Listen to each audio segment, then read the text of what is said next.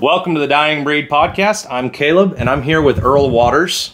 He is a Chinook pilot fighting fire, and you have 20,000 hours in a helicopter. Correct, yep. And you've been doing this how many years? Over 30 years. Over 30 years. Flying, yep. So I don't know about everybody else, but I'm pumped. So let's start. Where did you start? Like where did... Well, so I went to flight school in Sacramento, California, where I learned to fly. Became an instructor, worked there a little while. I then took a job. I went to Fort Rucker, Alabama, working for the Army as a civilian flight instructor, teaching the Army pilots to fly. We taught initial entry rotary wing there, so we put their first 60 hours on the pilots and basically taught them how to fly a helicopter. So I did that for a while, kind of all over the United States. I ended up in Albuquerque, New Mexico, where I worked for a company for quite a while. We got into animal capture and firefighting. That's kind of where I started getting into the firefighting and animal capture in the winter. And construction, we pretty much do everything you can imagine with a helicopter. I've pretty much been involved. Because you fly the Chinook and you fly the aircraft. I fly the Sky Crane, Hueys, smaller ones, Jet Rangers, Long Range, Hughes 500, pretty much almost all the aircraft. Some of the more recent, EC aircraft, I don't have much time in, just, little bits of time, but never working. Usually a lot of Bell aircraft, and then some of the heavies, the Sky Crane and the Chinook. What's your favorite aircraft? My favorite right now is the Chinook. You just in love with it. I love it. It's big, it's fast, it's just got a lot of power. The capabilities are unbelievable. It makes you smile every time you fly it.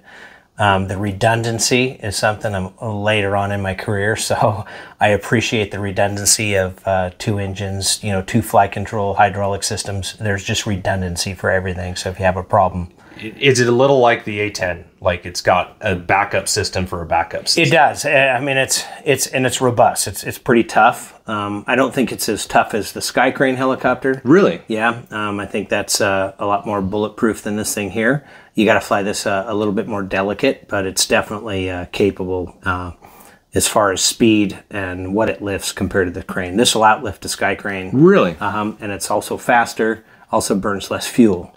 Why is the Sky Crane tougher? And I think it's the way it's designed. I mean, if you look at it, it's like a tank. Everything is just stout. They've logged with them for years. They've logged with these as well for years. These develop quite a few cracks. Cranes develop cracks too. But I think with just my experience being around both of them, I feel that, the Crane can take that logging type work a little bit better than the Chinook can. But this can definitely lift more, faster. It's quite the capable. Because you were talking earlier that when you guys are going on a longer trip, you have is it a Colorado? Chevy Colorado. With a 4-door truck with a trailer that you put your bucket on, and Correct. You just drive it right in, right in this bay. We drive it right on in. We strap it down. We close the ramps, and now we got a truck and a trailer in here, and we just take off. So if we're going from here to California for a fire, we'll land. We'll pull it out, hook up our bucket. And then we have transportation now because our vehicle's there, because all of our support equipment is usually a day or two behind us. So now we're self-contained. Yeah, it's kind of cool. What is the most scariest moment in your flying career? Whew. Well, I've had quite a few of them. Have you crashed? I have, yeah, a couple of times, as a matter of fact. So those weren't probably the scariest. The scariest moment I think I had is I was flying a Bell 205 helicopter. It's like a Huey. Right. Looks just like a Huey. It's a civilian version of a Huey.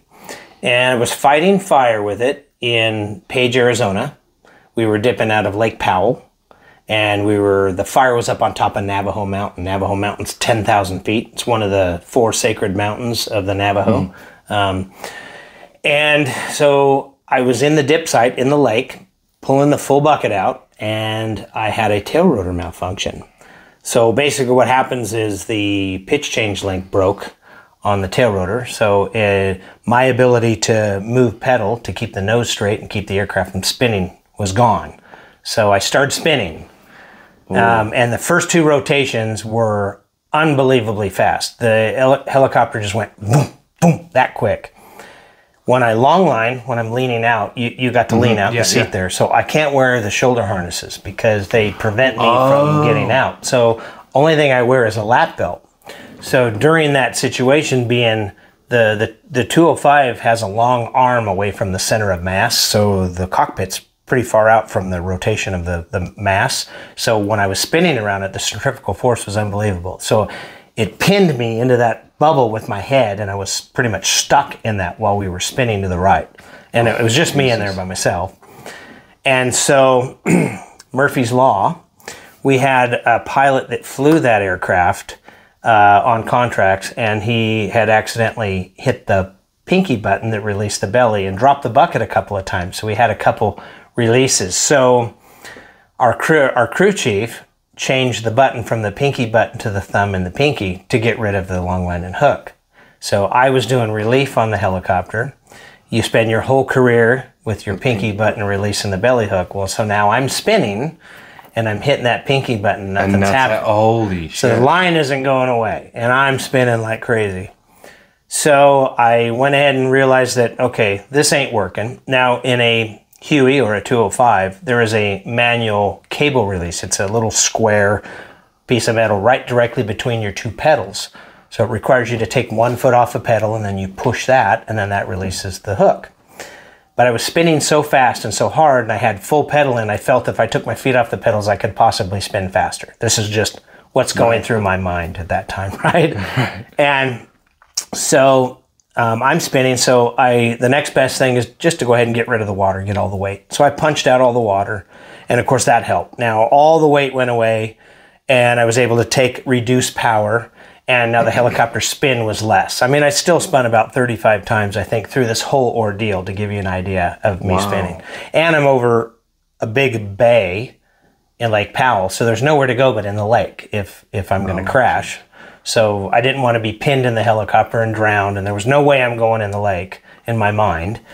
So I'm spinning, got rid of the water, and once I slowed the rotation, I was able then to get out of the bubble and sit up. And then I kind of got my wits about me, and I realized, oh, you know, it's the thumb and the pinky on this. We changed it. And so then I thought, well, if I punch the bucket off in the lake, I'm going to have to go swimming for it. My boss is going to be mad. I mean, there's just the stupid things you think of, right? And I have music playing, and I'll never forget this. It's Glenn Miller's Chattanooga Choo Choo is playing in my helmet while all this is going. So every time I hear that song, I get PTSD. Yeah. So Chattanooga Choo Choo's playing. I'm spinning. I got rid of the water. Now I sit up, and I'm like, all right, I'm not going in the lake. So I decided to fly the helicopter across this bay to an island. I could see an island. So I'm doing what's called pirouettes. As the helicopter's spinning, I'm getting it to move while I'm going in that direction. And that takes a lot of flight control movement. So I learn as I'm going, the faster I'm going, the slower the rotation gets when the tail goes into the wind. It's got this weather vaning capability. That's the reason for this vertical fin on the helicopter. So then I figured, well, I could possibly get this thing to fly straight and then maybe not crash. So I took a chance. I just grabbed a bunch of power, which made me climb. It gave me a little more altitude. I went up to about 300 feet at that point. Punched the bucket off on the island. I got rid of that prior to climbing. So I did set the bucket down on the island. So you didn't have to... I didn't have to go swimming for it. Yeah, I didn't have to explain why it was in the lake, although I don't think it would have mattered. And then as I climbed, I went ahead and reduced power as I was moving, and sure enough, I got the helicopter to fly sideways. So I did this big circle flying sideways, and then I came into the island, rolled the throttle off, and came to a screeching halt in the sand, and nothing happened. So then, on the radio's going off. Now I hear fire, fire, fire, so I think I'm on fire. So I shut the helicopter off, I jump out, because there's other helicopters behind me. Well, there was a young kid and his girlfriend were camping on this island. And later talking to him, he saw me spinning out of control coming, thought I was going to crash on him. They had a little campfire going with their coffee pot. So he jumped up, kicked everything over, caught the grass on fire. Now the fire is burning to the helicopter. Oh my God. So I just survived this helicopter. I did not wreck it. I did not destroy it. Now fire is going to burn the helicopter. So I'm trying to get away from the fire. So luckily, my compadres there came through, and it was a beautiful show. I watched all these helicopters come in and do nice trail drops down and I was like the biggest fan. I was cheering, and they put the fire out, a little bit of black left over, and then now I'm stuck on this island. So they asked what I needed. I said, you probably better send a mechanic, a ladder, and a new pair of underwear.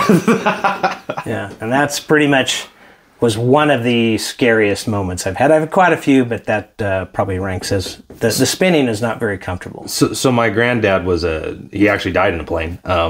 He was sorry to hear. Yeah, thanks. He crashed actually out here at the airport in Craigmont, and he did single tanker. That your profession in general is known to be fairly dangerous as a whole. It is. I mean, firefighting is dangerous inherently because of the stuff we're doing. Everything is in a hurry, right? So you've got that to overcome. Everybody wants to be in a big hurry, and then that's when you overlook things, or you go bombing into a canyon without looking at it properly instead of just slowing down, taking your time. That's where wires are going to be, and now you got reduced visibility, and there's all the stress upon you. So yeah, it definitely increases the level of risk, but there are a lot more dangerous things that I've done than firefighting. So what's the more dangerous stuff in your opinion? So we do a lot of construction. We'll build towers. So if you could imagine setting a tower on bolts and then stacking another piece on top of that and another piece on top of that. So you have 4 guys that are climbing up the tower while you're doing it, and you could have a 10,000 pound load, a 20,000 pound load holding over the top of somebody. If it just swings a little bit due to wind, it could crush them, kill them. So I lose a lot of sleep at night prior to those jobs because you just think about everything that could possibly go wrong, right? And of course, we train for it, and we prepare for it. We do as much preparation as we can to make it as safe as possible. Some other stuff that's equally as dangerous to me as well as my passengers is all the animal capture. There's been several incidences where net guns have been fired into main rotor blades. Oh, shit. On the skids, I've had that happen. There's just all kinds of things that can go bad. The probability of you shooting yourself down is incredibly high. Wow. Yeah. Wow. So with the capture stuff, you do that in the winter. In the winter, correct. Yeah, because you don't want to run animals in the summer. It's too hot. Craziest story there. Whew. And I'm sure there's plenty. Boy. Yeah. Well, there's a pretty good story. We were working some bighorn sheep for the Navajo Nation out of Bluff, Utah. And we were trying to capture some bighorn sheep, looking for like class 3 rams. So that's, a 2-3-year-old ram, not quite a full curl. And they wanted to put radio collars on them. So we found some rams, and we were trying to net the sheep. And a boss of mine at the time was flying, and we weren't real successful. I was flying, and my boss was net gunning. We weren't real successful at that first moment of trying to catch some sheep. So we swapped roles. So I said, you know what? I've been doing this a long time. I've never net gunned, but I'm going to get in the back, and we're going to go catch some sheep. So I took the net gun over and shot a sign. Just to, boom, shot it. Yeah, I think I can do this. So we get out. We get 2 or 3 sheep going pretty good. So we're pretty successful. Then we run into some sheep on a ledge. This 300-foot ledge, sheep are running back and forth. So we're going to net these sheep. So they're running back and forth, and of course I can't net the sheep unless they're running and they're in an open area where the net can close on them to catch them. If I just shoot the net at the hill, it's just going to hit the hill. It's not going to catch them. So we're trying to figure out what we're going to do. So my boss says, all right, I'm going to put you down on that ledge. And again, we're 300 feet up. I've just got a little monkey harness on my back holding me in. And I'm thinking, whew, that's pretty close to the hills. I'm thinking this big rock here. He's thinking this rock here. But I'm the gunner. He's the pilot. So I'm letting him do his thing. So we start hovering into the hill. And I'm kind of looking at it thinking, whew, we're awfully close. And I'm standing on the skid now. I've released my safety harness. And I'm holding onto the windscreen. I'm ready to step onto this ledge.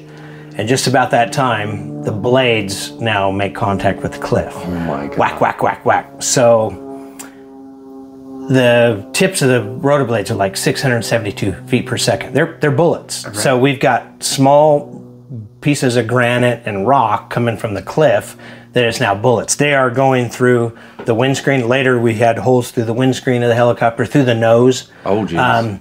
One kind of bounced off my helmet, rang my ears. We had one hit my boss in the leg, and it was nasty. So I jumped. I just jumped to this ledge, did the old Hail Mary, and so now I'm laying on this ledge, and I can hear the blades going, and so he flies away, gets down to the bottom, shuts down, the helicopter's just shaking, and so I'm sitting on this ledge, and I'm kind of angry. And he's yelling at me, "Hey, how are you going to get down?" Of course, I'm like, I have no idea. And to make things worse, I'd had a motorcycle accident, so I had compound fractures on both of the arches of my feet, so my feet were still bleeding at this time. I had some open wounds, so I wasn't in really good shape for hiking. And my boss at the time had hit a sign in Mexico on a motorcycle and knocked himself out and broke his collarbone. So his collarbone was really messed up. We were in a bad shape in the nastiest terrain you could imagine possible along the Colorado River. So he says, "All right, I'm going to come up and get you." And I'm thinking, "Oh gosh, this is going to be bad." The helicopter's, damaged, so goes to try to start it, and of course it's shaken and it doesn't start. So, yeah, that's not a good idea. So now I cut my harness all up into pieces that I had. I had a little, so I could tie it, and I tied it to the net gun, and then I shimmied myself down this one area where I could get down, and then of course I had to drop, and my feet were hurting. So I dropped, and so I made it. It took me about, I don't know, maybe 2 hours or so to get down, and then we're trying to figure out what we're going to do. And I said, "Well, let's go down. We can't go up." So we're hiking out now the Colorado River. So we get down to the edge and it cliffs out. Now there's just nothing but water. Starting to snow because it's in the wintertime. It's cold. We're wearing our helmets because we don't have beanies or anything. It's starting to snow. I grabbed the ELT out of the helicopter. That's an emergency locator transmitter. I'm just going to turn it on. We've got a place to land right here. Well, let's go get some firewood. Life flight will land here and pick us up. We're golden, right? So just about that time, here comes some rafters. Now, these are instructors that work at this place that do rafting in the summer. They're in the winter training each other. Yeah. So the rapids are just, we're talking like class 5s. It's unbelievably rough. And they come in, "Hey, help." They come in, "Hey, what's going on?" I said, "Well, our helicopter broke down. We're stuck here. Can you take us out?" They're on their way through to Mexican Hat. So they said, "Well, you can get them. We don't have any life vests." And it's cold. They're all wearing wetsuits. And they're like, "If you guys want to jump in, it's better than all alternative." So now I've never been on a river rafting expedition. So here we are in our flight suits, helmets, fingers under the ropes. We're holding on for dear life going down the rapids. And we're soaking wet. I'm freezing. I got the shakes. We make it out. We go back to the hotel. We're trying to figure out what we're going to do at this point. So at that point, the decision was made to go to Albuquerque, get our other helicopter. We have a big 205 helicopter. We fly out, grab the helicopter out of the canyon, long line it out, and put it on a trailer, and then drive it out. But that's one of my crazy moments, and I wasn't even flying. So it was crazy. What in the back of your mind, why'd you jump instead of I thought the helicopter was going down. That's fair. The blades are hitting the hill. I figured it was going to be ugly. With me on the skids, I figured I was going to be ejected, and it's just 300 feet down. So I figured I was dead if I didn't jump. So I jumped. I wasn't close. We weren't far away is what I meant to say. The skid was almost touching the ground when the blades hit. So I was within a foot to the ledge. So I just took that point I had nothing holding me in the helicopter at that point. So I did not want to ride it down. So I jumped and survived that way. And we had a good bonding moment. I think that's the closest we ever bonded after that, where we were walking and talking, and it was definitely. So do you guys still fly together? I don't. He has retired. He's working somewhere in Albuquerque, but I owe a lot to this guy because he gave me a chance when I started, and just was an incredible guy to work for. But we definitely had that experience together that we're going to take to our grave. Oh my! And I'm sure there was a few things that were said that I didn't share here that that we did. You know, the beautiful the thing that I kind of love about the podcasting stuff is that we can be a little more uncensored. We can Because we don't have to. I mean, while it goes up on YouTube, any of that kind of stuff I send to Spotify, and I can imagine that when you were sitting on that cliff. Yeah, I was steaming. I didn't know how to get down. I literally walked back and forth for an hour trying to figure out how to get down, and I just could not figure out how to get down. And then the boat ride in the winter, never been on a rafting trip. That was my first time. No life preserver, no helmet. Didn't know what we were just hanging on. They had paddles. And it was an interesting ride. So when I cowboyed as a kid, they always, why are we riding in the rocks? Well, you hold on better. Yeah, exactly. So I Facebook, okay. I Facebook stalked you a little bit. Oh, okay. So because I was like, oh, who's this guy? And I'm like looking. So you gunfight? Yes, I do. Wow. All right. So when I lived in New Mexico, I joined the New Mexico Gunfighters. So there's a story behind that. So I grew up in California.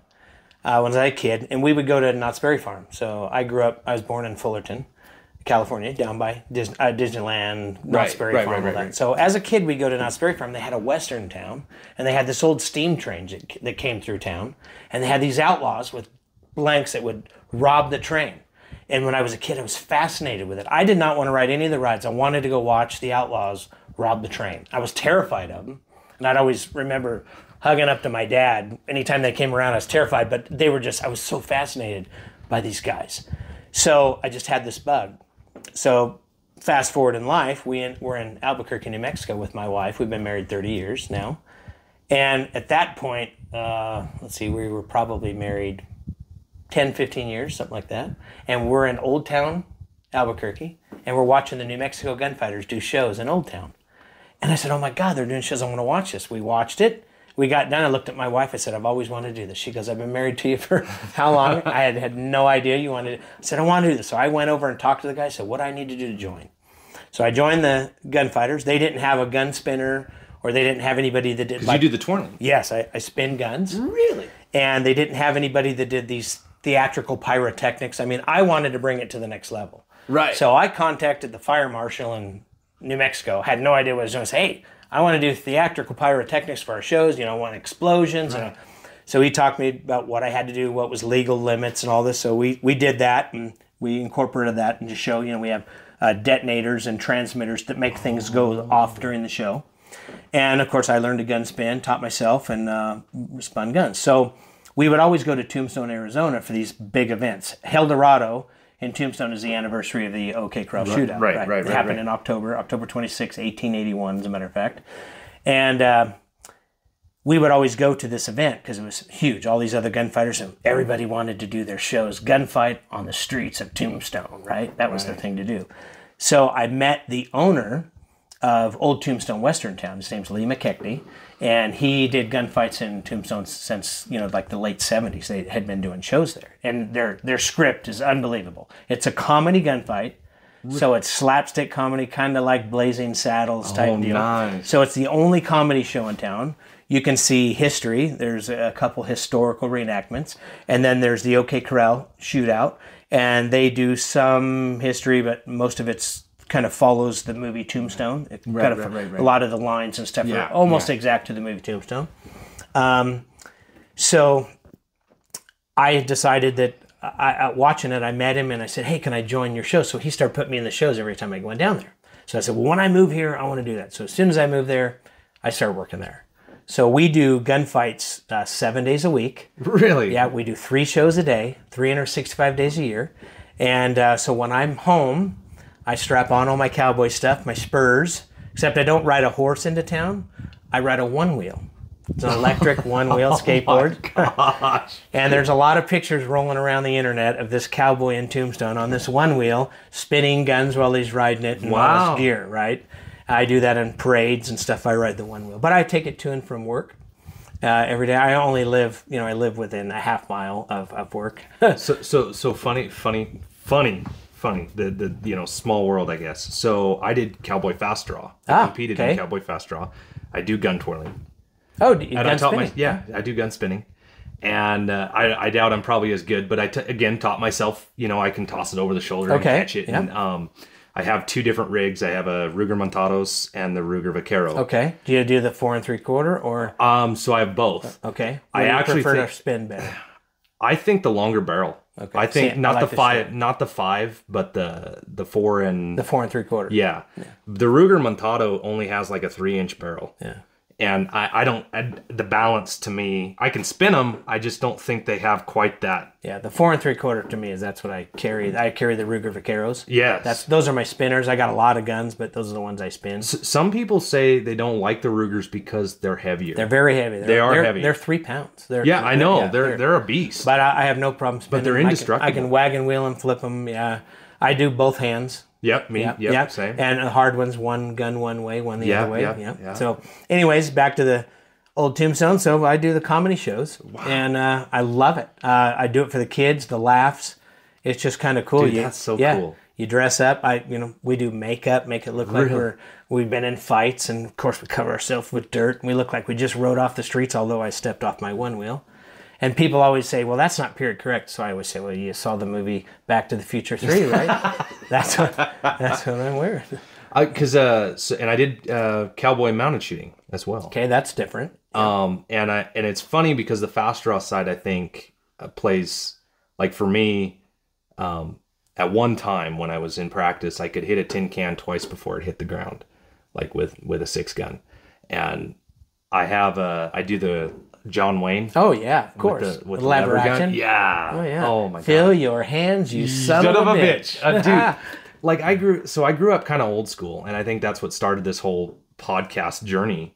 I grew up watching Roy Rogers and Gene Autry. I grew up in Apple Valley, California, right? Where Roy Rogers Ranch was. Yeah, exactly.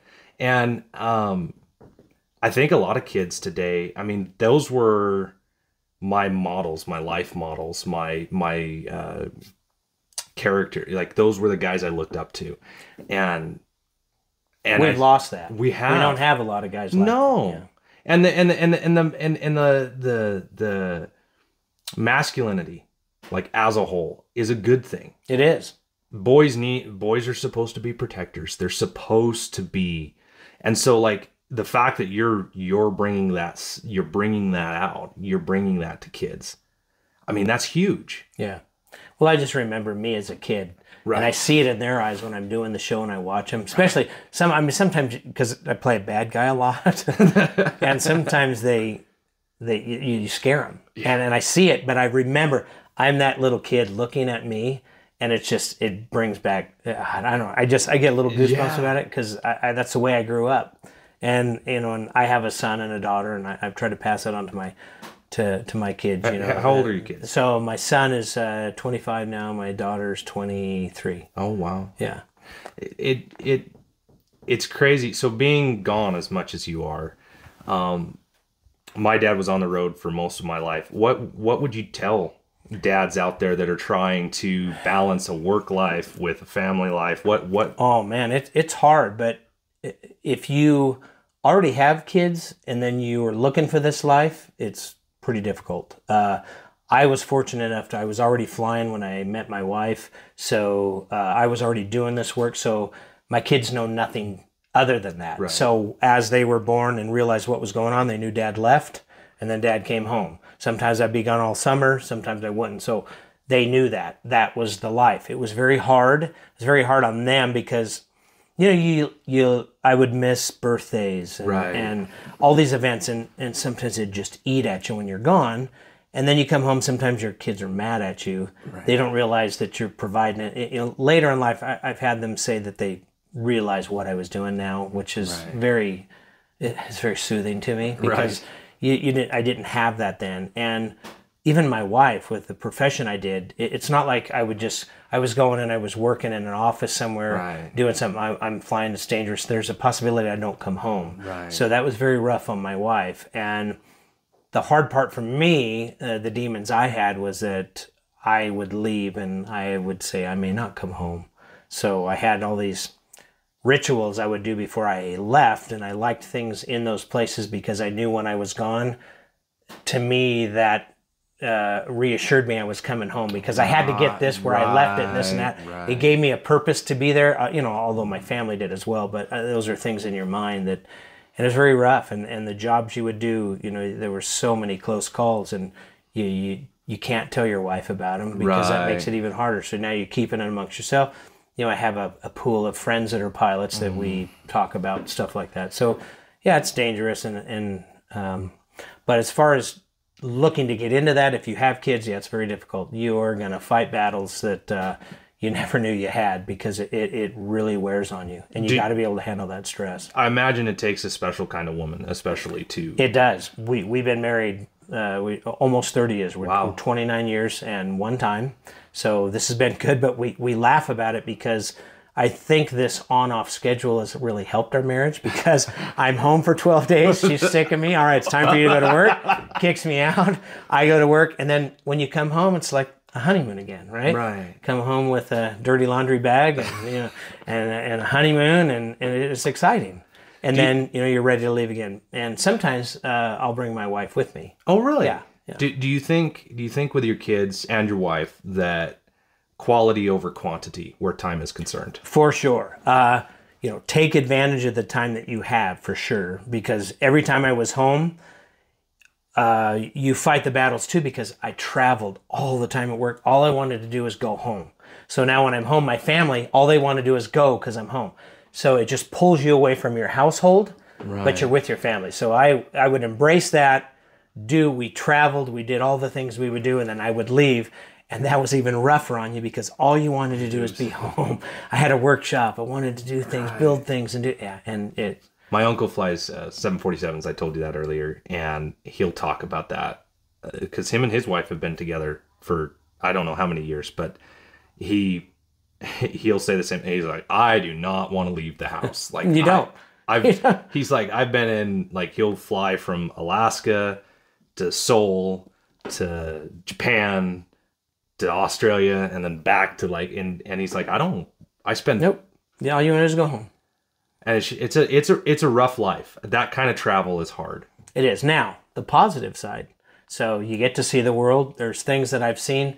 Everywhere I go, I'm flying in a helicopter. People would die to see that kind of stuff. So, and I spent my whole life like that, even through the U.S. But there's so many things I missed on the ground. So now we have motorcycles. My wife and I do a lot of traveling. We just did a recent trip. We bought a couple BMW motorcycles, and we left. They're nice. They are amazing. So we drove from the border of Mexico down by Douglas, Arizona, and our plan was to go all the way to the Canadian border and then back to the border home in 30 days. So we ended up making it to Boise. We had a change of plans because some things changed with family, but we had a 30-day trip. We put almost 6,000 miles on the bike, and we saw all these things from the ground we went through Yellowstone, which I fought fire there. I've seen it from there. Never been on the ground. I stood in front of Old Faithful. Never seen it. I've flown over it 1,000,000 times. And then we go to Mount Rushmore. I've flown by Mount Rushmore, but we saw it from the ground. So all these things I'm seeing, it's a complete different perspective. Right. Yeah, and I'm older, so I'm appreciating that, right? When you're a kid, I remember one time, I was flying my family. I was going to Yosemite. We had a Yosemite contract, the Parks and Wildlife contract there. I'm flying the 205 from Albuquerque, New Mexico to Yosemite, to Crane Flats, where the contract's going to start. I've got my wife and kids in the helicopter, and we're flying through the Rockies by Mount Whitney. Most beautiful country, snow-covered peak. Unbelievable. I look back, both of my kids are asleep. Dead asleep. Trying to wake them up. You guys are missing something that's just incredible. They're sleeping. They don't care. Yeah. So it's crazy. So how did you meet your wife? Oh, so I met her. I was living in Las Vegas, Nevada. I had moved there to fly, doing some flying tours and stuff. But I was also, because I was struggling early on. This was early 90s, late 80s, early 90s. So I was struggling, early in the career and making the money, eating top ramen. And so I would, for part-time money, I would rollerblade on the strip. We had a stunt team, and we did ramps and stuff down by Wet and Wild when they had amusement parks there. So we decided to all go rollerblade on the Strip, and she was rollerblading with some friends, and we met in front of the Mirage, the volcano. And that's where we met, because she was born and raised there. And I only had lived there for a couple of years, but that's where I met her, and it was rollerblading. And then after that, we just hit it off. And you mentioned something right there, and you said you were struggling and eating top ramen. And I see a lot of kids today, my generation and the generations coming up, we want success without trial and without work. You're 30 years in this industry. You've probably been hungry. You've put in the hours, extra time. Yeah, I've earned it. You will get nothing given to you in life. I mean, you've got to get out. You've got to make it happen. You cannot believe the amount of doors that were slammed in my face trying to get into this. I mean, I was washing helicopters and polishing the hangar floors just to be around it, just so I could, because I couldn't get a job, didn't have the hours. And I did, I was cleaning off. I was doing everything I could possibly do to be around it to get in the door. And I mean, it's tough, just like anything in life. Right. You got to earn it, right? And nothing's given to you. And it's you're not going to win the lotto. I think that attitude of I'm somehow some magical wand is going to wave, and I'm going to get to do what I dream to do. You got here because you put in the hours, hard work. Yep, a lot of hardship, a lot of tears, a lot of sweat to get where you're at. And just because one door closes doesn't mean you got to pound on the door sometimes, a couple times before. Yeah, and to give you a little thought on that, so. Because of those hardships I had when I was trying to get into it. I mean, I'll give you a story. I was out of high school. I was riding my bicycle, and I wanted to fly helicopters. I saw a life flight helicopter sitting at the hospital, and the pilot, old gray-haired guy, sitting in it with his feet up. He's reading a book, and I'm looking through the fence. Hey, I think I was 17 at the time. Hey, can I come over and look at the helicopter? I really want to be a pilot. And he kind of looks over his shoulder at me, goes back to reading. Hey, I'm yelling again. Turned around, busy, kid. Go away. And so I was thinking, man, that was... So that really put something into me. I said, you know what? If I make it, I'm not going to do that. So to give you an idea, I mean, the followers on Facebook, just because these fires, were unbelievable here. So I've had so many messages with people saying, hey, I want to get into this. And you know what? I've called every one of these people. Wow. And I've talked to these guys on the phone, and I said, look, I always said that I would never do that. If you need help, I will do everything I can to help you because I know what it was like to go through that. I even had, if people come out to the helicopter and want a tour, it's at the end of the day, I'm sweating. I've flown all day on fires and I'm ready to go to the hotel. And there's a kid standing at that fence saying, hey, can I come look at that helicopter? I'm going to set my bags down. I'm going to walk over there, get him. I'm going to put him in the cockpit and I'm going to show him the helicopter. I've done that from day one in my career, and I will continue to do it. So I will help anybody. I know what it's like and how discouraging it is when you hit that door, In my industry, it's kind of interesting because my mentor, so shoeing horses, and he's a journeyman. He said when he started, this would have been 30 years ago, kind of the same experience. He hey man, how do you do what you do? And the guy's like, I had to figure it out. You figure it out. And like that kind of attitude. And then he's like, I'm never going to do that to someone. And now I'm seeing in our industry, like a lot of these guys they'll tell you, they're like, we're on our way out. We're they're in their 60s, getting ready to get out of the shoeing industry, or they're just not doing as many horses. Yeah. Their goal is to pass it on to the next generation. And I think, like talking to you, you're trying to keep this alive. Because what's the average age of pilots on something like this? I've seen some guys, as old as 70s not retired. Right. They're still doing it and probably shouldn't be doing it. But typically, most guys get in their 60s and they want to be done. I enjoy it. It's an incredible employment opportunity, and I wouldn't change it. But sometimes it's a job. Right. So you still get to the point where I don't want to go out. Right. And the older you get, now I'm finding I'm 57, so I'm pushing 60. I'm thinking 6 more years for me. Right. And I don't mind being an instructor. And I'm a training captain here for Billings, so I try to pass on what I've acquired over the years to some of the younger Are some of the young guys coming up? Are they?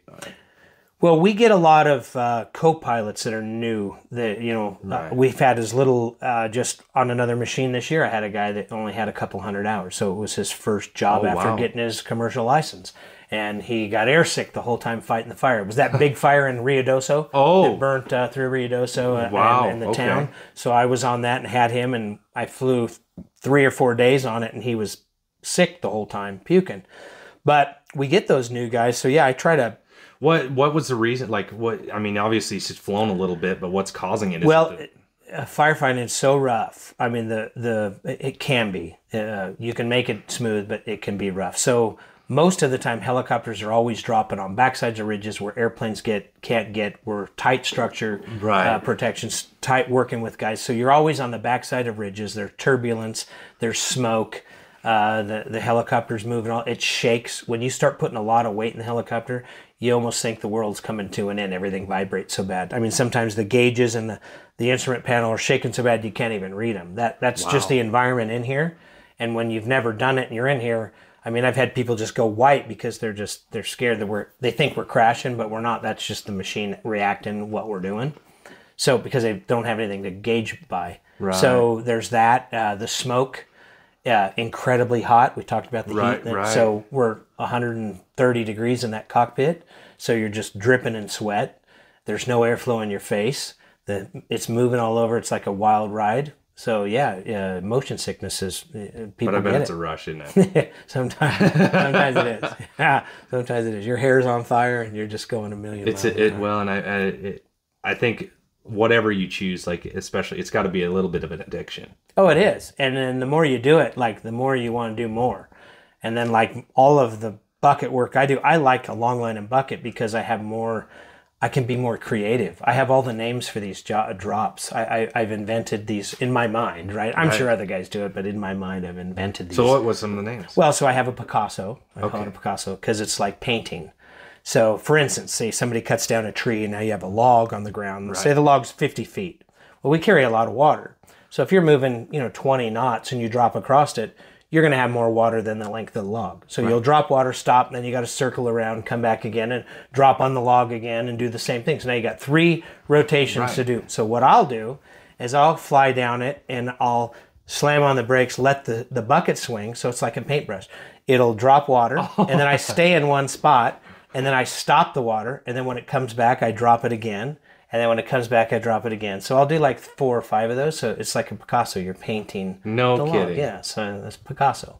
We got hook shots where fire lines are never straight. Right. You can have a fire line that goes down and makes a 90-degree turn. Well, with a bucket, the more you do it, of course, you want to try to follow it. And you get a lot of practice. So you trail the line and you get the bucket to do a 90-degree drop, or you can do circles. If the fire line, the head's in front of it, you can come up one side and make the bucket do a whole circle and get all the way around in front of it and back. And there's quite a few drops I've posted on my Facebook channel. Right. You can see some of those. Yeah. You can drop really high and make it rain. So we should mention that your channel. Yep. Yes. So people can find you. Yeah. So I have a YouTube channel. It's under my name. It's Earl Watters, and it just says helicopter pilot. There's some cool videos of animal capture. We're mic'd up on some of them. Some of them we're not. There's videos of me flying in the jungle in Peru, doing rappel with the Forest Service, repelling guys. I mean, there's videos, all kinds of videos on there, different work that I've done. And I mainly did that for my family. So I did that to show my family what I did. Yeah. And one of the videos has like 13 million views. I never expected that. It's kind of crazy because I know the feeling, because it's like you like I started fooling around because I had nothing else to do. Yeah. Like I was like, I'm broken. I was in a cast for 6 months, and I'm like sitting there and I'm like, okay. And I'm like, and then you start having people like it, and then the comments, and some of you get comments that are asshole comments. Yeah. You get a few, there's just people, and I'm like, I'm amazed at the things they'll say online, and I'm like, you would never say that face to face. No, like the good old, like my dad grew up and raised us the same way. I said, gosh dang it, we'd go out behind the barn and settle the problem. That's exactly right. And then you were buddies when you walked back when it was over. Girls don't understand that. No. Have you noticed that? No, yeah, they know. Guys, we can fight and like have a meltdown and be like, okay, now we're good. That's it. That's it. So yeah, and the Facebook's the same. So Facebook, I did just for my family. Right. And then through all these fires, I just started getting all these followers. And then what happened is why I started making videos. I was getting so many questions, and they were all the same questions. Right. So I got tired of answering those questions. Not that I minded. Right. So I just started making videos that covered all of those topics. And then I noticed that I wasn't getting as many questions like that. So now I'm just trying to make videos. I got a lot of people asking me, hey, do a video on this. So I'm going to make a bunch of stuff coming up on my Facebook, and you can look me up. And honestly, like, you're putting out content on something like, this is the first time I've been in a Chinook, and like I said, I've gone out to the fire lines. I've always been fascinated by it. I got to be in an Erickson air crane several years ago, which I thought was cool as shit. Yep, that's a big machine too. Oh my gosh! And then the bubble in the back where you can fly it from behind, like half seat. Yep. Yeah, like it's kind of crazy. You look at the different aircraft, but like this aircraft, how old is this aircraft? This is 1973, but we have one of our machines, 588, is 1962 or 63. It was in Vietnam. The airframe was in Vietnam.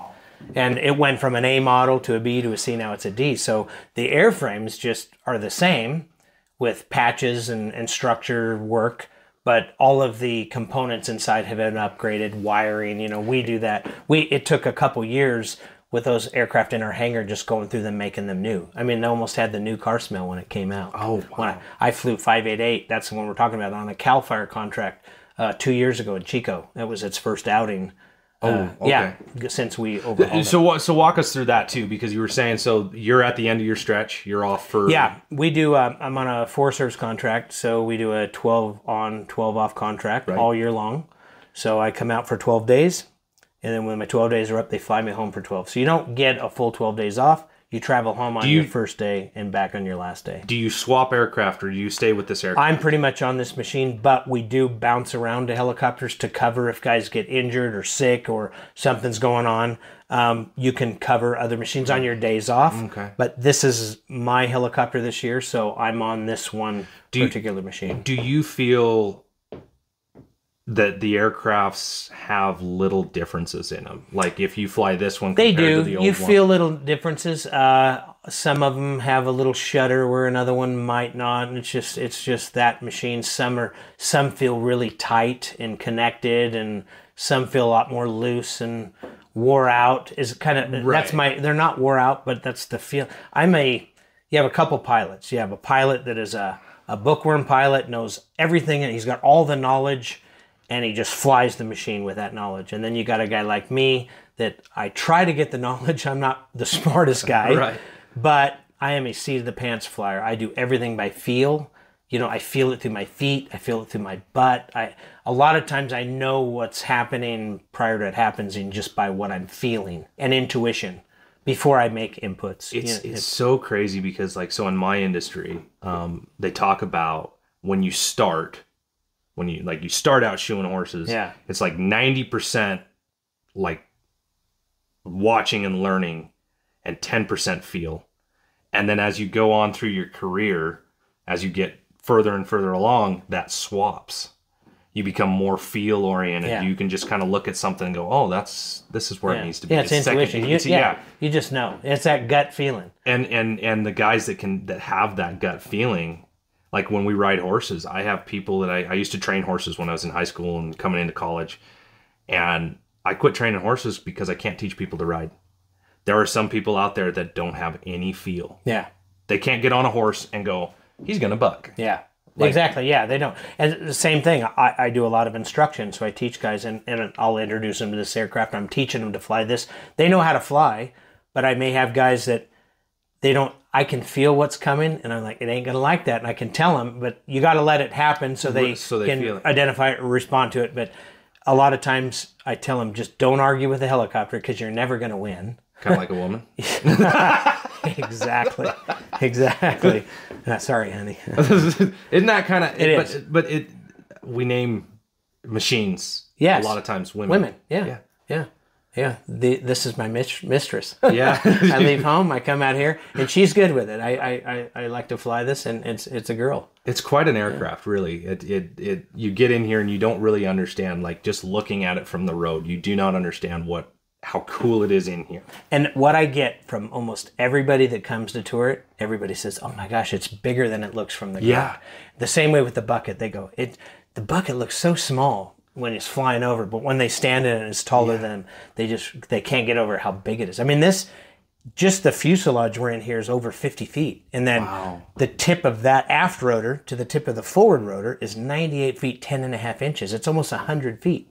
So, I mean, that's big. It's a big footprint, right? And it is crazy, like, when you were like, oh, yeah, we just drive the truck in. And then it kind of, like, you wrap your head around what this thing can really do. Yeah. Like, and that's not a massive rig, but it's a 4-door rig. Yeah. With a trailer. Yeah. It's not the full-size truck, but it's still a 4-door truck. Yeah. Yeah. And it's just, this has been so cool, man. I can't thank you enough for doing this. My hope is that we'll actually do some more of this eventually. Yeah, that'd be cool. If I come back, I'd love that. Or I'll drive. I'm going to be traveling quite a bit this year, so if it works out. But thank you again for doing this. We'll go outside and run around the aircraft. You'll give us a tour. Yeah, that'd be great. Yeah, and look me up on Facebook. It's just under Earl Watters. Waters everybody check him out. He's amazing. Yeah. Appreciate it, guys. And nice meeting you. You too, brother. I'm going to walk us through the plane. Yeah, so anyways, this is a CH-47. It's a military aircraft that we acquired through government auction. This particular one, you'll notice we've got the Australian flags on it. Yeah. And we call it Boomer, so it's got a kangaroo on it. The reason is because in 1973, when it was made, when Boeing made it, they sent it to Australia. So the Royal Australian Air Force had it. And it was there from 73 to 93. So it was in Australia for 20 years. So serving Australia Army. And it was a C model. So they had, in the 90s, they changed the C model to a D model. The upgrades were, better blades, bigger engines, more power. They also did a triple hook system, which we have on this, what they didn't have then. So the upgrade was to a D model. So it came back to the U.S. in 93. And then the Army converted to a D model, and then it went out to the Army National Guard in Hawaii with the hill climbers. Really? Yeah, so then it spent some time with the National Guard, and then they deployed to the Iraq War. So this was in, I want to say, 2009, 2010, and then I just recently found out it did a third tour in 2011. So after we acquired it in auction in 2014, we changed the name to November 401 Alpha Juliet, and that's what started its firefighting career. And then we hired a mechanic. He's a crew chief about a year or two ago, and when he saw the serial number of this aircraft, he realized he was on this in Iraq, and it had a crash, and he was standing in the doorway. They were flying on night vision goggles, and the dust, they kind of lost their position and orientation and hit the ground, kind of collapsed the landing gear, and he lost all his teeth in the doorway there because he wasn't strapped in. So then we take this helicopter all over the world fighting fire. So this one's been in South America, Chile, fighting fire, and recently I just got home. I spent 56 days with this helicopter in South Korea fighting fires. And you were saying that because you don't fly that across the water. That's correct. So we put it on a ship. We fly them up into Washington to one of the ports, put it on a ship, take the blades off. It takes 30 days to get there. And then we end up in Korea. We go to the docks where the ships come in, put the blades back on, and we fly them right off the docks over to the bases that we're at. We took 5 helicopters there this year from Billings Flying Service, all Chinooks. So that must be, especially like a 30-day wait, there must be a massive fire there then. No, their fire season, it's not for one particular fire. Their fire season is February, March, and April. Okay. So we start the process in January. We're there at the end of January, assemble them, then we go out to the bases by, say, February 1st, and then we sit there from February, March, and April, just like we're doing here. It's their fire season, and we sit at the base 16 hours a day waiting on a fire call. And, we do that every single day we're there. The machines were there 3 months this year. And then when the fire season's over, we put it on a ship, comes back. We were here starting in June, back to the U.S. fighting fire. So we do that with Chile. We also have some possibilities of contracts in Australia. I have fought fire in Australia myself and Greece with a different helicopter, Skycrane helicopters. I've seen the Skycranes. They're kind of cool. Yep, flew those. I also spent some time in the Amazon jungle, away from fires, flying in Peru, and I did oil and gas work. We would do like a month on, month off down there in the jungle. Really? And with a sky crane. Yeah. So wow. Again, I've been doing this over 30 years, so I pretty much. And you said, and how many hours do you have in this aircraft? This particular helicopter, I only about 1,000 hours in this helicopter. In Chinooks total? In Chinooks total, yep. I've only been flying them for about 6 years. Okay. But the total time, I've got over 20,000 hours in helicopters. Wow. Yeah. So walk us through just kind of, because I know nothing about the aircraft, like describe everything, explain how it works. Okay, well, we'll just start in the back. Okay. So right above us here, you'll see this little tiny engine. This is what we call the APU. It's an auxiliary power unit. This, we have to start first prior to starting the engines. This has a generator on it. It's 20 kVA generator. That gives us power when we're sitting on the ground without the blades turning before we get the engines running. So we have electrical, so we can do some flight control checks. It also has a hydraulic pump on it, and it builds hydraulic pressure in our utility system, so we can test the flight controls.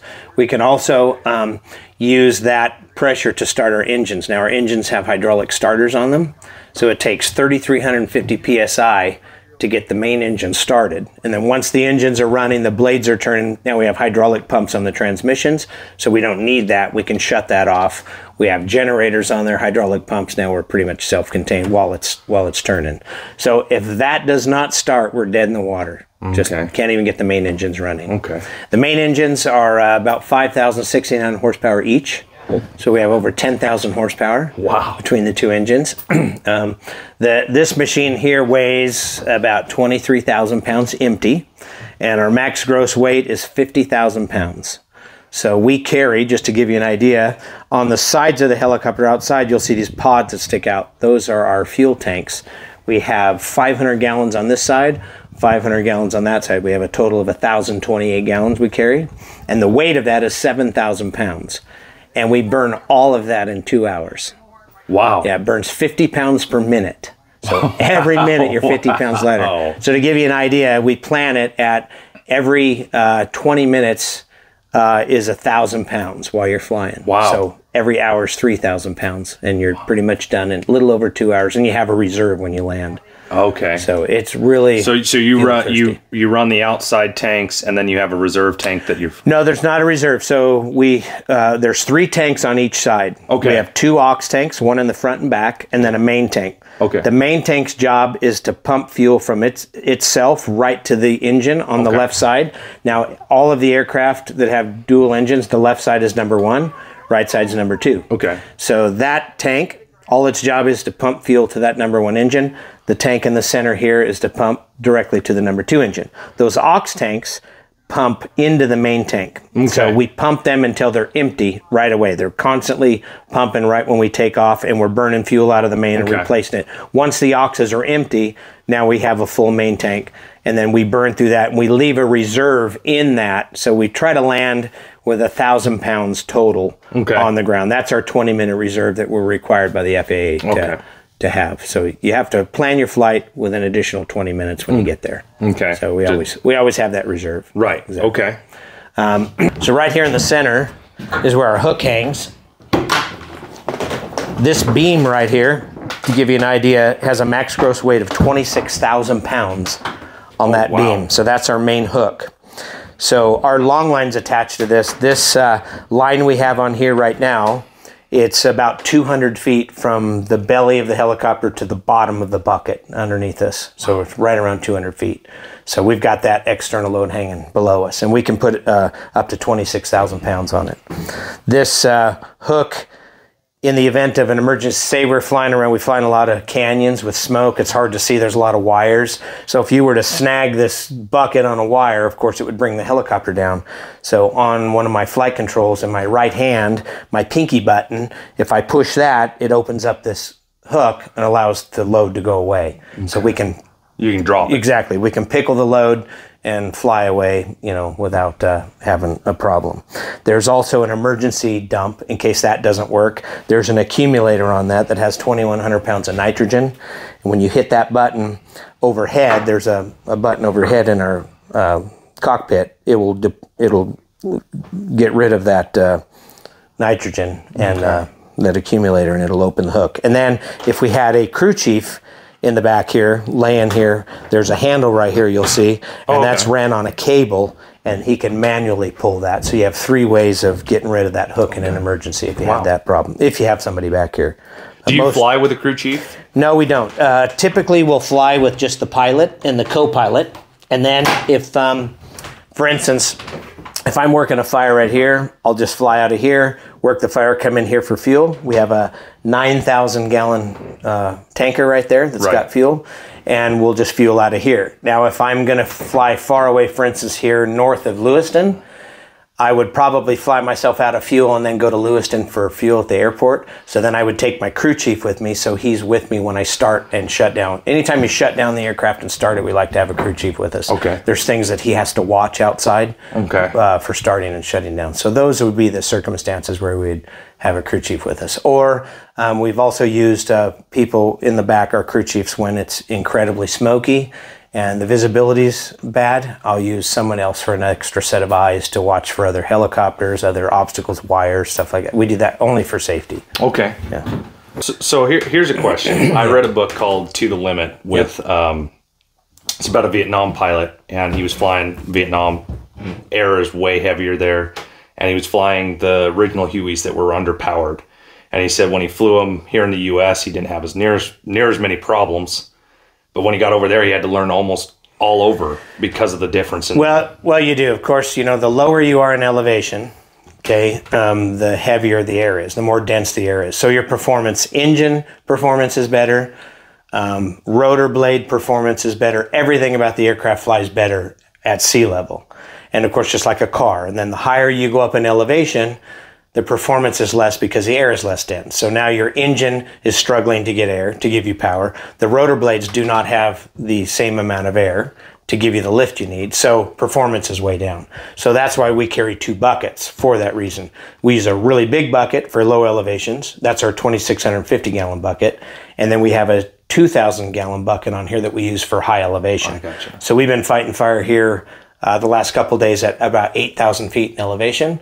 So I'm able to use the 2,000 gallon bucket because I couldn't possibly fill the 2,650 at that elevation. And then we'll just go up to the cockpit here in the front.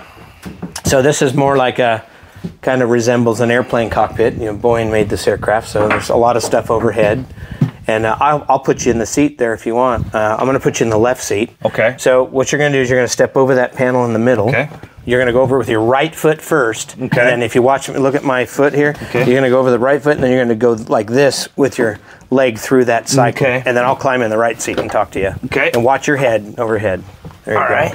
And then bend your knee. Yep, just like that. Perfect. I'll sit right here. All right. And then we'll kind of talk a little bit about what's going on where you're at the seat. Okay. If you want, I'll take the camera. Okay. And you point. Yeah, and I'm going to just kind of talk to you a little bit and tell you kind of what we do. Okay. So if you put your feet on the pedals. Okay.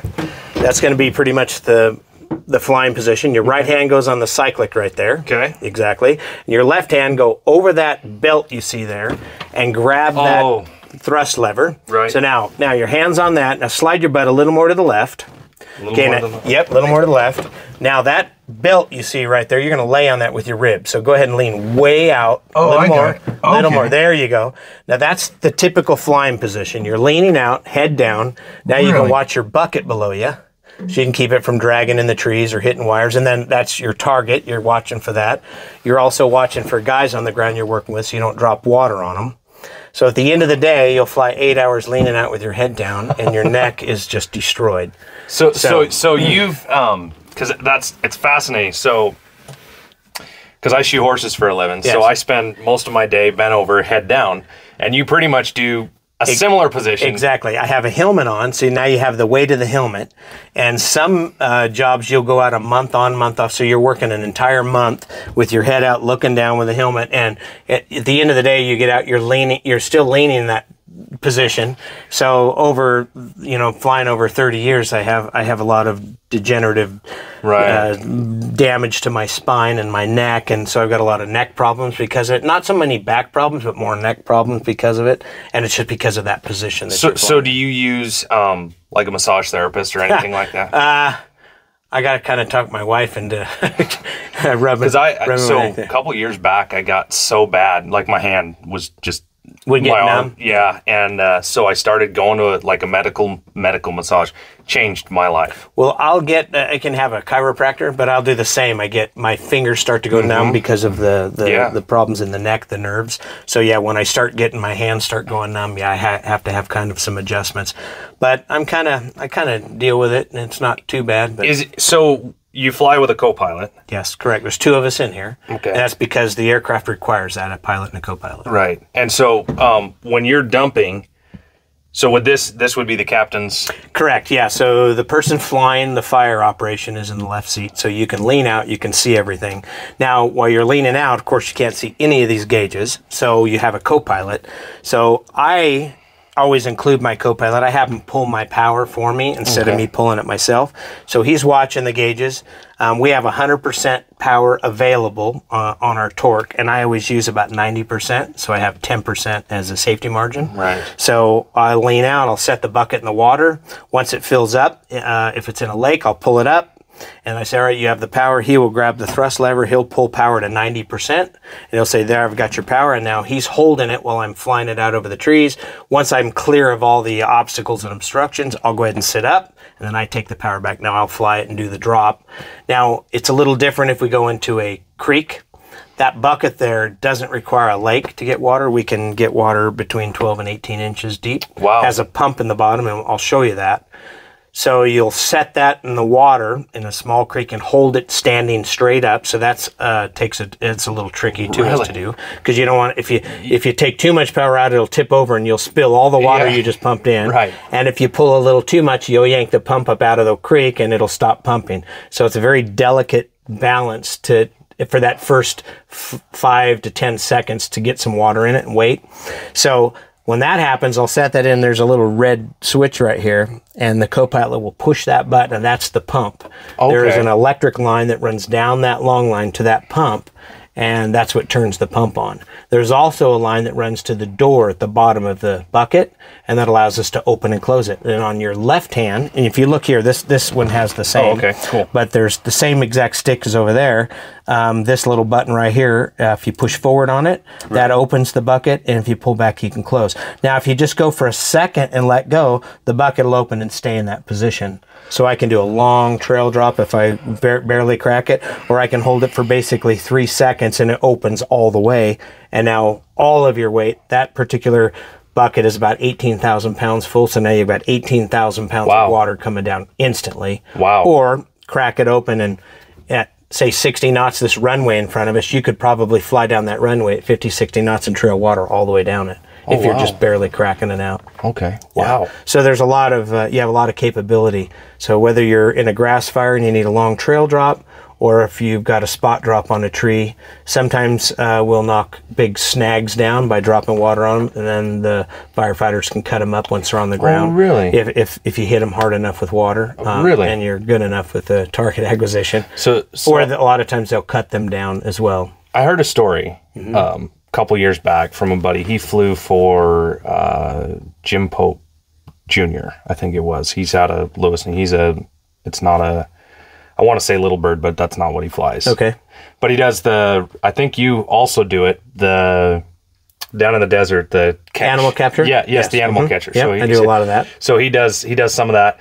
Anyway, he was saying that they were up on a fire somewhere in northern Idaho, and the military, the National Guard, came in, and all the stuff that you're describing, they can't do it. That is correct. Yeah. So all of the military helicopters, they don't have this bubble window that we have.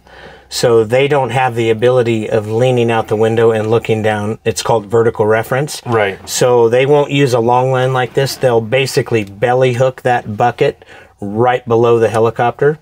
And then they have a crew chief who lays in that hook well, and he has the button to drop the water. So he will lay in that hole while the pilot flies where he thinks is going to be over the target. And then there's there could be a delay between communications, but they get pretty good at it. And then he'll line up and say they're over the fire. Once he's got it in sight in the hook well, he'll hit the button. So yeah, they tend to don't have the ability to be incredibly as efficient or accurate just because of that. Yeah. But I have seen some Army guys and Guard guys do fairly well at what they do. I guess on that fire, he said they weren't accomplishing. They miss the target every time. No, I wouldn't say every time, but they definitely, if they had the ability to look down and be able to do the vertical reference themselves, I think it completely changes the ball. So, because you're taking into account wind, everything, yeah, the height. So everything changes. If you've got strong wind and you've got really high elevation, tricky terrain. If the bucket's really high above the trees, when you drop it with strong wind, it's going to blow completely away from your fire. So if you go really fast, the water comes out even lighter. So the faster you go, the higher you go, the more drift you're going to have. So the lower and slower you go, the less drift that you're going to have. So it depends on how much the smoke's laying over, how much you adjust.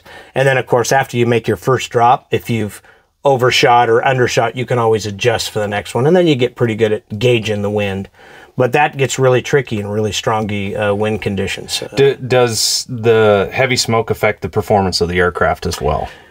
No, it doesn't, but it affects our ability to get into places. You know, of course, visibility is bad. We're not going to go blasting in there because then you're going to lose sight of your bucket. You could potentially run it into the trees below you. So, you know, we tend to stay out of the heavy smoke, out of the superheated air from the fire. But there are times when it's just, you know, there's so much smoke. Like the fire we had, the Gwen fire recently, there was so much smoke, we were pretty much in the smoke all the time. And you're just vertically, the only way I could fly was by looking down. I could see down and see the houses and see wires straight down. If you look straight ahead of you, it was just smoke everywhere. So, because I was, that one was pretty close to where I live. And with the wind the way that it was, I mean, that we had high winds that first day, I think it was, when it kicked off about noon, I think. It was very strong. Yeah, I was the first helicopter on the fire. I think I was the first aircraft on the fire. Oh, really? Yeah, we were there. There was nobody there. I was working with the IC on the ground. We were the first guys there. It was right at the end of the day of that first day. So we got one cycle in right before dark. And then, of course, we were back out the next morning, but we were the first aircraft. When it gets, I have never been on the flight side. I've only been on the ground side. I've helped fight a little bit of fire there. When the wind's like that fire just runs so fast. It does. I've seen fire lines run almost 90 miles an hour. If the wind's blowing that strong and there's fuel ahead of it, that fire will run. It's incredible. I was in Australia during Black Saturday, the real bad fires in Australia, and some of those fires were running, 50, 60 miles an hour across the gum trees. Is there much you can do at that point, or is it kind of a at that point you turn your technique instead of trying to stop the fire to more structure protection and lives, people protection. A lot of people are trying to get out of the cities they've been evacuated, so you'll work on trying to do structure protection around those houses or where cars are riding out along the highway. You pretty much, with the amount of water we carry and something's moving that fast, you're really not going to stop it. You might be able to slow it down. So you'll see some of our tactics change, like some of the videos I put out on the Gwen fire. I knew it was coming to these houses. I didn't even worry about the fire line itself. I just spent a good 30, 45 minutes just soaking everything around all the houses. I was soaking all the vegetation, which is something that I try to tell people, try to cut that vegetation back from your houses. Don't have big trees around your house. But I soaked all that. We even made everything rain over the top of the houses. We tried to soak everything we could ahead of it. And a lot of it worked, because some of it came and burnt around some of the places. And then when it would get to the house, we would just go ahead and do direct firefighting right on the house. And there's a few videos that I posted. I was talking to, I think he was on the Kendrick, and he was on the Gwen. I don't know if he had command of the Gwen. He's one of the tribal guys, runs the tribal firefighting group. But anyway, one of the issues that they had on the ground is a lot of those houses on the hillsides, they put their septic tanks right in the driveway, and you can't bring water trucks in because you'll punch through the top. So they make them indefensible from the ground. And I don't think people realize, they want their shrubs and everything to look pretty, and they don't think about. No, they don't. And we see it all the time. Most of the houses over all the years I've seen that have burnt or that I were not able to save were just surrounded with big trees. So the trees catch on fire, catch everything on the house on fire. But most areas that are clear of vegetation have a lot better chance of surviving than something. So definitely keep that. Well, 'cause it's a little bit, it comes down to like, there's different, they classify fuel by time, I think is what I've been told. Yep, correct, yep. So like grass is like. It's a really light fuel. Heavy fuels would be your high, carnifers and stuff like that. They're, they call them 1 hour fuels, 3 hour fuels, that kind of stuff. Yep. But your grass is okay, but your big heavy fuels, those are. What has been probably your favorite place to fight fire, if you could pick a spot? I've been all over the world fighting fire, and believe it or not, I just like to be in the United States. I'm a U.S. citizen. I love America. I'm all about everything that, where we came from, and I believe in it, and I just believe in, taking care of our people. But I've spent a lot of time in other countries, and I don't look at that any different when I'm there. I still do the same thing. I enjoy what I do. I have a great passion for it, and I really like that I can make a difference. If we can save one house or put one fire out, that's all, that makes all the difference to me. So, but I like to be in the U.S. I've been all over the United States. The people are amazing here. In Idaho, my gosh, while we were in Lewiston, we had the post office in Julietta. They came out, little kids brought us thank you cards. Oh, wow. We've got them hanging up in the trailer. I have to show them to you. We got, muffins brought to us, cookies they made to us. I think I've gained like 30 pounds on this. The control tower in Lewiston brought us pizza one day down there, and they came and went through the helicopter with us, and everybody's reached out. Everybody's coming out, seeing the helicopter. The little kids are coming out. We got stickers. We're giving the little kid, we have little tattoos we bought to put on kids' arms, and they get little Chinook tattoos. And even here in Grangeville, same thing. We had 2 big old loaves of zucchini huckleberry bread, and every day we get, someone brings us something. The support from the people is just amazing here. It's kind of cool to see. I think that's one of the things we've lost. If we've lost anything in the United States, it's the sense of community, and it's cool to see it. Yeah, I don't like to see us divided. Right? We're dangerous when we're all united. And I think it's incredible that everybody is like that, So if you can, let's go walk through the bucket. So those are the tanks on the side, right? Yeah. You want me to talk to those? Yeah, if you want. Just kind of walk us through the outside of the aircraft. Exactly. So the gray area that you see on the bottom there, those poke out, those are our fuel tanks. So we have 3 tanks on those. We have a 118-gallon ox tank in the back. We have a 278-gallon tank in the middle. And then on the front, it's 122 gallons. Okay. And those ox tanks pump in the mains, and then the mains pump to the engines. So there's 500 gallons of fuel on there and 500 on the other side, and that's what's gone in 2 hours. And they just feed that engine. But we carry 7,000 pounds of fuel. So let's take a look at let's look at your logo up here. Oh yeah, so that's our Boomer logo. Again, we talked about the history of it. It's been its first 20 years of life in Australia, so we've kind of kept that history. We did find during of this history stuff, some pilots that flew this aircraft reached out. It gave me goosebumps when I was reading this stuff. It talked to they flew the machine in Iraq, and they sent me the nose art from this helicopter when it was in Hawaii. It's a hula girl, and it's really cool. We're going to do some T-shirts and call it Vintage Boomer. That'd be amazing. Yeah, we want to do that. But it was really cool reading it, getting goosebumps about some of the missions it did and stuff. Was just incredible. Now, I can talk about that later. With the hole in the bubble, do you have issues with smoke coming in? No. So the reason we have the hole primarily is airflow, as well as we do a lot of construction work in the winter. And if you're flying in the rain, all the water gathers at the bottom, and it makes it blurry to see through, and you can't see. Okay. So with it cut out, you're able to look down through the, unobstructed. But primarily it's airflow, because this thing is so hot. If you imagine yourself driving in your car, turn your heater as high as it'll go, turn the fan as high as it'll go, roll up all your windows, and that's how hot it is inside the cockpit. The transmission over our head has a big cooler on it. Yeah. And that cooler's blowing air into the cockpit. It's just hot like your heater. And it's unbelievably hot. It's usually 20 to 30 degrees hotter in there than it is outside. And I am not kidding about that on real hot fires. But that's our logo. And then we have a few World War II kills here. These are things that the machine has blown over. Now, take a look at those outhouses you see way out there. You see how far they are? Yeah. So one of these on this door happened to be here. These outhouses were between us and this building right over here. And we told them when we come into land that, hey, those outhouses are a little close to the pad. They said, no, they're strapped down. They'll be all right. Well, of course, we landed. The wind was blowing this way, so our rotor wash blew into those outhouses, flipped them over. So anytime we blow anything over, we kind of get... we got a cow. We do. We have a cow and a calf. That came from a dirt tank in Arizona. We were coming in. Some cows ran from the pond. This cow and calf decided to stay there.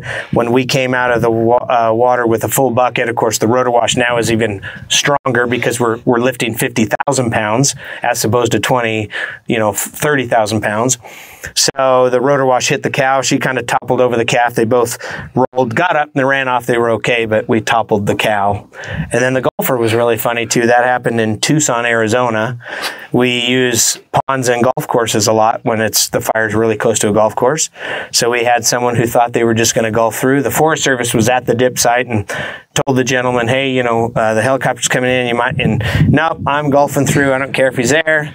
We came out of the dip, and, of course, the rotor wash, he rolled. The ball kind of rolled down the fairway. And I did get a hold of the Forest Service on the radio, and I told him, I said, contact the guy and let him know he does not get a mulligan on that. He has to play from where it is. That's one stroke. So I was not going to give him a par on that hole for that. But we got a golfer for that. Yeah. Cool. And So let's talk about your bucket. All right. So at the end of the long line here, this one is just under 200 feet right to the bottom of the bucket. The long line is 150. You got about 30 feet or so. So we're around 185 to 190 or so to the bucket, somewhere around there. Our radar altimeter, when we hit around 185 to 190, the bucket's just touching the water. So I just say we're just under 200 feet. The bucket is a pretty cool design. So we've modified the bucket here at Billings to incorporate what we call power fill. So power filling is this pump on the bottom. This standoff here is manufactured here at our hangar. They make this attached to the bucket. This allows us, if the water in the creek is only about 12 to 18 inches, that's all we need. We can set this in the water standing up and hold it. This pump right here enters the water electrically. I showed you in there that red button. The co-pilot hits that. That pump turns on. We're power filling the bucket from the bottom full in about a minute. So 2,000 gallons in a minute. Wow. And it's full. And then once it's full, of course, we fly off. Now, if we have a lake and the lake's deep enough, we just set it in the water. Of course, it tips over, sinks, and then we just pull it out full. And you're in and out in like 5 to 10 seconds. So you're pretty quick. Oh, wow. Yeah. It doesn't take long. Now, I've learned a trick. If you just set it in the water, it tips over and it floats a little. Sometimes the rotor wash will catch it. It pops out like a parachute. And it'll float. It's not very long, but it'll float for a minute and then sink. So I found if we set it in the water and I tell the co-pilot it's in the water, he hits the pump. That pump right there sucks the bucket under like almost instantly. Oh, and so now I can be in and out in, 10 seconds or so. And you have 2 buckets.